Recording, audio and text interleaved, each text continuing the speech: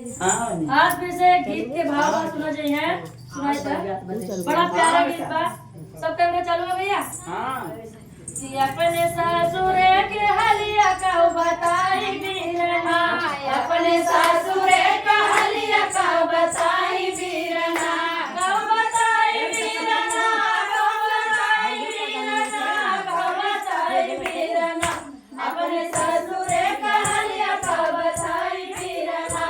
अपने ससुरे का हलिया का बताई बीरना। पहली पटावी जब गईली ससुरवा, पहली पटावी जब गईली ससुरवा, पहली पटावी जब गईली ससुरवा, पहली पटावी जब गईली ससुरवा, का बताई बीरना, का बताई बीरना, सासु बदिया में बैठावे का बताई बीरना, सासु बदिया में बैठावे का बताई बीरना, सासु बदिया में बैठावे का बताई बीरना, सासु बदिया में बैठावे का बताई बीरना। अपने ससुरे के हलिया का बताई बीरना,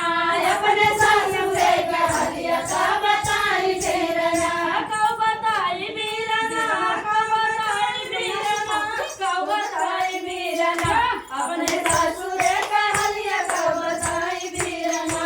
अपने ससुरे के हलिया का बताई बीरना। दूसरी पठौनी जब गईली ससुरवा, दूसरी पठौनी जब गईली ससुरवा, दूसरी पठौनी जब गईली ससुरवा, दूसरी पठौनी जब गईली ससुरवा, का बताई बीरना, का बताई बीरना, सासु बदिया से उतार का बताई बीरना, सासु बदिया से उतार का बताई बीरना, सासु बदिया से उतार का बताई बीरना, सासु बदिया से उतार का बताई बीरना। अपने ससुरे के हलिया का बताई बीरना, अपने ससुरे के हलिया का बताई बीरना। तीसरी पटौनी जब गईली हम ससुरवा, तीसरी पटौनी जब गईली हम ससुरवा, तीसरी पटौनी जब गईली हम ससुरवा, तीसरी पटौनी जब गईली हम ससुरवा, का बताई बीरना, का बताई बीरना, सासु कनवा को करावे का बताई बीरना, सासु कनवा को करावे का बताई बीरना, सासु कनवा को करावे का बताई बीरना, सासु कनवा बतावे का बताई बीरना। अपने ससुरे का हलिया का बताई बीरना,